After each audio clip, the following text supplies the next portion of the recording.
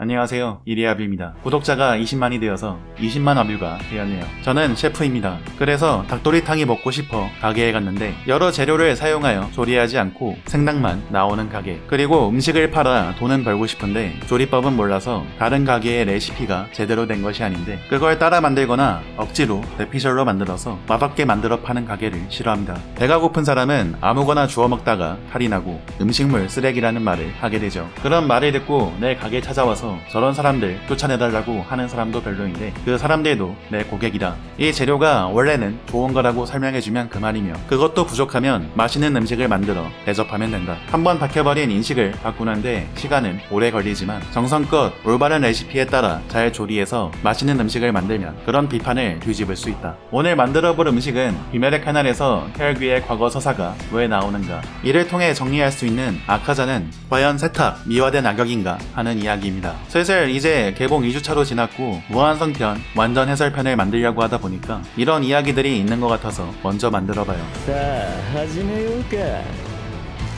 먼저 작가가 혈귀의 과거 서사를 왜 그렇게 만들었을까? 나무위키에 오니를 검색하면 짐작해볼 수 있는 자료가 있는데, 오니는 헤이안 시대 당시에 민중들의 사회 불안, 재해, 기근 등의 상황을 반영한다는 견해가 있다라고 나옵니다. 이 견해에 따르면 오니가 지금처럼 사람을 먹어 행방불명시키는 흉포한 괴물이 된 것은 잦은 전쟁과 이로 인한 사회 불안, 기근이나 재해로 살기 힘들어진 세상에서 사람이 자주 죽어나가거나 행방불명되는 현상이 곧잘 일어나자 이에 대한 민중들의 공포 가 형상화된 것이라고 이야기하죠. 보토게 작가는 이 부분을 반영하여 귀멸의 그날의 혈귀 서사를 만들었다고 생각됩니다. 작중 행복은 한순간에 부서진다는 이야기가 많은데 이는 인간의 범주에서 대비하기 힘든 재해를 뜻한다고 보이고, 또 최초의 혈귀 무잔이 만들어진 건 헤이안 시대, 무잔이 스스로 자연재해라고 칭하기도 한 것이 이를 뒷받침해주는 근거라고 볼 수 있죠. 그래서 작가는 캐릭터의 서사를 만들 때 사회 비판적인 내용을 넣습니다. 무한성편 일부 후에 나올 이야기들을 떼고 이야기하면 외모지상주의, 일본 요시와라 유각의 참상, 병에 걸렸지만 가난해서 치료할 길 없는 사회적 약자, 이런 불행을 겪은 이들이 죄를 짓고 흉포한 오니가 되어버립니다. 그러한 혈기를 작품에서 작가가 어떻게 바라보는지는 귀멸의 칼날 일기 입지편을 통해 설명하고 있습니다. 탄지로는 혈귀를 사람이라고 생각하고 그래서 귀살대인데도 혈귀인 타마요의 협력을 얻을 수 있었죠. 원래는 혈귀가 되고 싶지 않은데 사회가 따라주지 않아서 재해를 겪어서 죄를 짓고 혈귀가 된 이들을 탄지로는 안타까운 눈으로 바라봅니다. 하지만 그래도 지은 죄는 용서받을 수 없기에 죄값을 치러야 한다고 말하죠. 반면에 원래부터 악귀는 철저하게 단죄하는데 결국 사연이 어떻든 예외 없이 지옥에 갑니다. 이게 귀멸의 카날에서 혈귀에 대한 작가의 일관된 태도이며 귀멸의 카날의 팬들이 이 작품을 좋아하는 요소 중 하나인 세탁은 없다라는 점입니다. 이런 인간 사회적인 부분을 고려하여 혈귀의 서사를 만들었기에 우리의 생활과도 밀접한 관계를 형성하고 있고 그래서 시청자들의 공감을 쉽게 끌어낼 수 있는 이유이기도 하죠. 올바르게 살고 싶은데 세상이 따라주지 않아서 혈기가 되는 사람이 많다. 지금은 부족함이 없는 삶을 살고 있을지 몰라도 행복은 언제 어느 순간 부서져서 올바른 길과 그렇지 않은 길을 사이에 두고 망설이게 되는 순간이 올지도 모른다. 그게 재해다. 보토게 작가가 만든 탄지로의 시선은 그런 불행을 겪은 사람들을 위한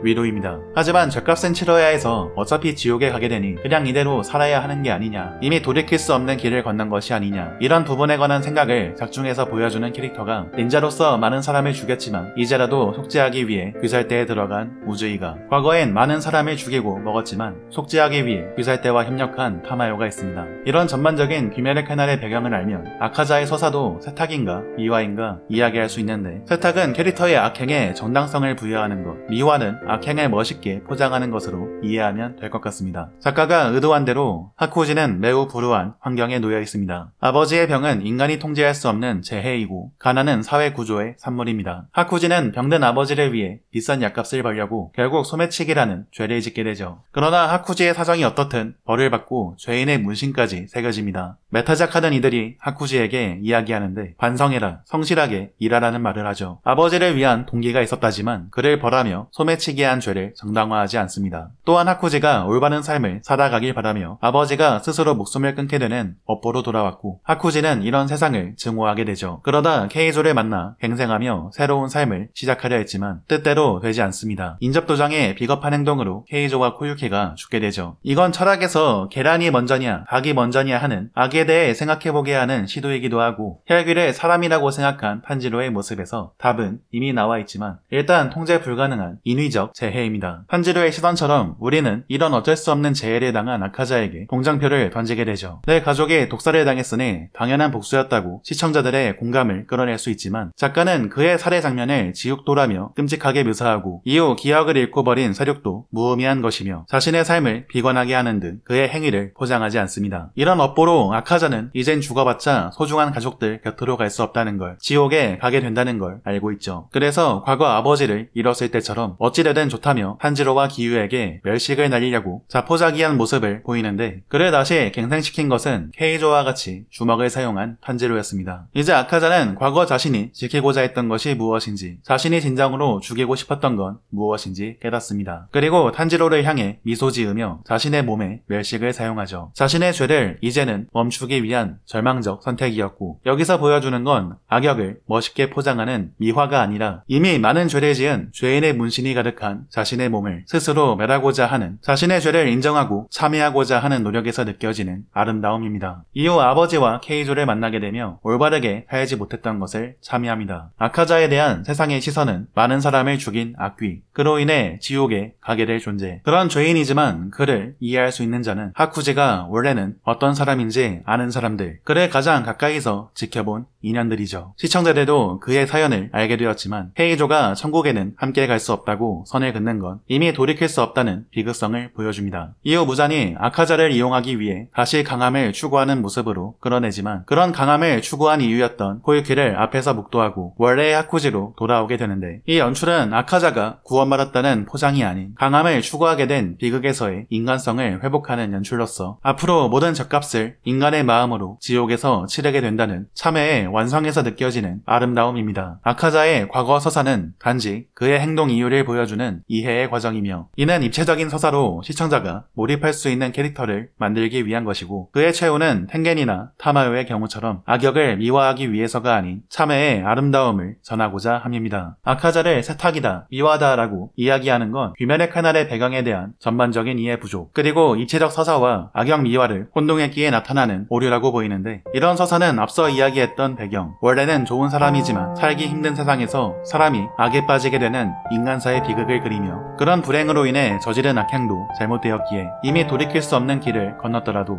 지금이라도 멈추고 올바른 길을 향해 살아주길 바라는, 불행한 일을 당한 사람들에 대한 위로를 전함과 동시에 저지른 죄에 마주할 용기를 전하는 세탁과 미화가 아닌 그저 작가의 아름다운 메시지일 뿐입니다. 리뷰는 여기까지입니다. うまい